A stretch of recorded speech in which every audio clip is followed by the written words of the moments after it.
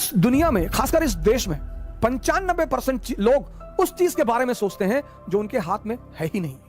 Sir, मुसीबत आती है परिवर्तन करने के लिए। यह मुसीबत का बहुत बड़ा पहलू है सर। मतलब जीवन में कहीं भी संघर्ष खत्म नहीं होता।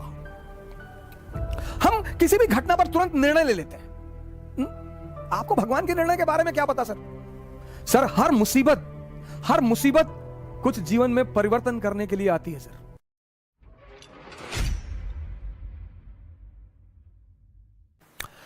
इस दुनिया में, खासकर इस देश में 95% लोग उस चीज के बारे में सोचते हैं जो उनके हाथ में है ही नहीं। क्या? फल। सर, आपको पता ही नहीं कल क्या होने जा रहा है। तो जब हमें कल का पता ही नहीं तो हम आज में रहें। और जितने लोगों ने अपने आज को सुधारना शुरू किया उनका कल बेहतरीन हो गया। क्योंकि जो कल के बारे में सोचते हैं वो आज कुछ कर ही नहीं पाएंगे, और जो पास्ट के बारे में सोचते हैं वो कुछ करेंगे। दो लोग निष्क्रिय हैं। जो कल के बारे में सोचते हैं वो तो थोड़ा बहुत कुछ करेंगे भी, लेकिन जो पास्ट के बारे में सोचते हैं, हमारे पिताजी गवर्नर थे, रहे होंगे, बहुत लोगों के पिताजी गवर्नर थे। सर, मुसीबत आती है परिवर्तन करने के लिए। यह मुसीबत का बहुत बड़ा पहलू है सर। मुसीबत जब भी आई, ये मेरे पिताजी ने मुझसे कहा, उन्हें गांव से भगा दिया गया तो बेचारे भगोड़े हो गए। वो गांव वालों ने भगा दिया, वो कोई पीछे था नहीं तो गांव वालों ने भगा दिया। तो माँ बाप दोनों बेचारे इधर उधर अपना भाट भटकते रहे। तो एक बार मैंने उनसे पूछा कि आपको बदला लेने की इच्छा नहीं हुई? बोले, पागल, मुसीबत आती है कुछ बड़ा करने के लिए अगर आप जागृत हैं। मैंने कहा कैसे? बोले, राम राजा बनने जा रहे थे। मेरी आदत है क्रॉस क्वेश्चन करने की। मैंने कहा कैसे? बोले, राम राजा बनने जा रहे थे। मैंने कहा हाँ। बोले, मुसीबत आ गई? हाँ। मैंने कहा बिल्कुल। बोले, 14 साल जंगल में रहे। मैंने कहा हाँ। बोले, उसी जंगल में रहकर भगवान बने। अगर राम के जीवन में जंगल को हटा दिया जाए, उस 14 साल की साधना को हटा दिया, आप देखिए 14 साल की साधना। पिताजी ने कहा कि देखो मुसीबत आई। मैंने कहा हाँ। बोले, वो मुसीबत को मैं उन्होंने मजा लेना शुरू कर दिया। तैयार है। पिता दशरथ कह रहे हैं कि तू मना कर दे। वादा तो मैंने किया था ना, तू मना कर दे कि मैं नहीं जाऊंगा, मैं देख लूंगा। अरे बोले, नहीं, जाना तो है ही है। और ये इस बात का संदेश है कि हर व्यक्ति को, वो चाहे भगवान ही क्यों ना हो, इतना बड़ा संदेश है कि हर व्यक्ति को इस जीवन में संघर्ष करना है। जो हंसकर करेगा वो राजा बनेगा।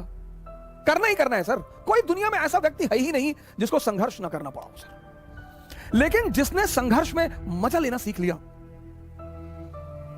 आप अगर बहुत गौर से जीवन को देखें तो हम जब क्लास 10th में थे तो हमारी माता जी हमसे कहती थी कि बेटा 10th की पढ़ाई अगर कायदे से कर लोगे ना, बस 3 ही साल जीवन में पढ़ना है। मैंने कहा अच्छा? हाँ। बोली, बस 3 साल, 10th 11th 12th, और 3 साल अगर पढ़ लिए फिर जीवन में पढ़ना ही नहीं। हमें लगता है आपको भी कहा गया होगा कि बस 3 साल। अब आपने पढ़ लिया, 97.8% आपके मार्क्स आ गए। अब पता चला कि भैया अगर IIT निकल जाए, मेडिकल निकल जाए, KGMC मिल जाए, अरे फिर तो जीवन, आपने फिर से दम लगा दिया। IIT भी निकल गया। अब जब आप IIT से निकल आए तो फिर एक और बवाल हो गया। आपके मोहल्ले का एक लड़का IAS हो गया। पूरा खानदान में पूरा खानदान को दहेज में BMW मिल गई। 10 करोड़ कैश मिल गया। अब आपके पिताजी फिर आपकी तरफ पलटे कि तुम तो वैसे भी इस परिवार के चंगेज खान हो, तुम्हें किस बात का डर? तुमने कहा हाँ, चंगेज खान तो मैं हूं। हाँ। बोले, जब ये मामूली सा ये सिंह साहब का लड़का अगर IAS बन सका, तुम्हारे लिए क्या है? तुमने कहा बिल्कुल हमारे लिए क्या है। और तुमने जोरा डंडा उठाया और बाबूजी का पैर छुआ कि बाबूजी चल रहे हैं, अब दिल्ली फतेह करके जाएंगे। चलो फिर IAS बन गए, फिर बन गए।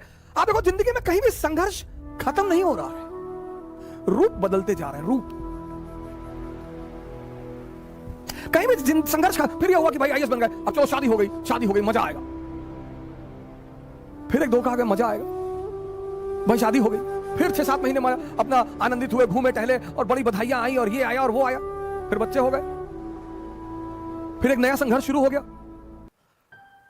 फिर अब बच्चों की जिंदगी बनाना। मतलब जीवन में कहीं भी संघर्ष खत्म नहीं होता। तो जब संघर्ष खत्म नहीं होता तो क्यों ना मजा लेके संघर्ष किया जाए। और जितने लोगों ने मजा लेके संघर्ष किया उन्होंने इस दुनिया पर राज किया, राम को भगवान बना दिया। मुसीबत, अगर आप जागृत हैं, एक आदमी था चाइना में, उसके पास एक बड़ा जबरदस्त घोड़ा था। कैसे? जो व्यक्ति जागृत होता है उसका मुसीबत कुछ नहीं कर पाती। बहुत बड़ा नियम है जागृति सर, होश में रहना बहुत बड़ा नियम है। तो चीन में एक आदमी था किसी गांव में, उसके पास एक बड़ा नायाब घोड़ा था, बहुत नायाब, मतलब हवा से ज्यादा स्पीड थी घोड़े की। तो उस देश के राजा ने उस आदमी को बुलाया, कहा तुम अपना घोड़ा मुझे दे दो, तुमको मैं मुंह मांगी कीमत दूंगा। उस आदमी ने कहा कि सरकार घोड़ा तो ना बेचेंगे। अरे लोगों ने समझाया कि पागल हो, तुम क्या करोगे घोड़े का, और इतना पैसा राजा तुमको दे रहा, भेज दो। अरे उसने कहा यार तुम लोग क्यों मेरे पीछे पड़े हो, जाओ अपना काम करो, हम नहीं फायदा ले रहे ना, जाओ। एक दिन क्या हुआ, घोड़ा भाग गया। अब जब घोड़ा भाग गया तो गांव के लोग आए, हंसने लगे, कहीं देखा हम तुमसे पहले ही कहते थे, तुम समझे नहीं रहते हमारी बात को। अरे उसने कहा बड़ा भाई घटना सिर्फ इतनी है कि घोड़ा भाग गया है, बस, इसमें ज्यादा चिंता करने की बात नहीं है। वो चला गया तो चला गया, मैं क्या करूं। जी पागल, तुम्हारा नुकसान हो गया, बोले कोई नुकसान नहीं हुआ। 10-15 दिन बीता, एक दिन घोड़ा वापस आ गया और अपने साथ 20 घोड़े और लाया अपनी तरह के। गांव वाले फिर आए, कहीं बेटा तुम बहुत चालाक आदमी हो, तुमको पता था कि कुछ कांड करने गया है ये, बड़ा बढ़िया यार, तुम तो बड़े फायदे में हो यार, पहले तो अकेले था अब तो 20 ले आया। उन्होंने कहा यार तुम लोग राय देने क्यों चले आते हो यार बार बार। अरे घोड़ा चला गया था, आ गया, अपने साथ 20 घोड़ा और ले आया, घटना बस इतनी है, इसमें बहुत ज्यादा खुशी होने की कोई बात नहीं। पड़ोसी राज्य ने उस रात पर हमला कर दिया। अब वो जो 9 घोड़े आए थे उसमें से एक घोड़े को इस किसान का बेटा ट्रेन कर रहा था, घोड़े से गिरा, उसका दोनों पैर टूट गया। गांव वाले फिर आए, ये बड़ा बुरा हुआ यार, बताओ तुम्हारे लड़के का दोनों पैर ही टूट गया। बोले यार तुम लोग शांत नहीं रह सकते हो, अपना निर्णय अपने पास नहीं रख सकते हो। ठीक है यार, पैर टूट गया, देखेंगे, भगवान कुछ करना चाहता होगा, अच्छी बात है, जाने दो। उसी वक्त पड़ोसी राज्य ने इस राज्य पर हमला कर दिया। गांव के जितने भी जवान लड़के थे सब सेना में बुला लिए गए, सिर्फ किसान का बेटा बचा, क्योंकि उसके पैर टूटे हुए थे। हम किसी भी घटना पर तुरंत निर्णय ले लेते हैं। आपको भगवान के निर्णय के बारे में क्या पता सर। सर हर मुसीबत कुछ जीवन में परिवर्तन करने के लिए आती है सर, अगर आप जागृत हैं तो। क्योंकि पिताजी कहते थे कि बेटा हम तो मध्यम वर्ग के लोग हैं, हमारे पास खोने को कुछ नहीं है। ये हमारे पिताजी हमसे हमेशा कहते थे कि हम तो बेटा मध्यम वर्ग के लोग, हम कौन सा मुगल खानदान के लोग हैं। तो तुम ये कभी मत सोचना कि तुम हारोगे तो बेइज्जती हो जाएगी। तुम अकबर के बेटे थोड़े हो, तुम तो एक डाकखाना के बाबू के बेटे हो। तो तुम्हारे हारने से तुम्हारी बेइज्जती तो कभी होगी ही नहीं। तारीफ कुछ लोग जरूर करेंगे कि फलाने का लड़का लड़ाई किया। आपको क्या डरने की जरूरत है सर, आप क्यों सोचते हैं मेरी बेइज्जती होने दो सर, कि लोग मेरे ऊपर हंसेंगे। लोग सिर्फ मुर्दे पर नहीं हंसते, जो जिंदा है उस पर तो लोग हंसेंगे ही सर। अगर लोग आपके ऊपर हंस रहे हैं इसका मतलब आप जिंदा हैं। अगर लोग आपको पीठ पीछे गाली दे रहे हैं इसका मतलब आपने चमकना शुरू कर दिया है। अगर लोग आपकी आलोचना कर रहे हैं तो आप कहीं बहुत आगे बढ़ रहे हैं सर।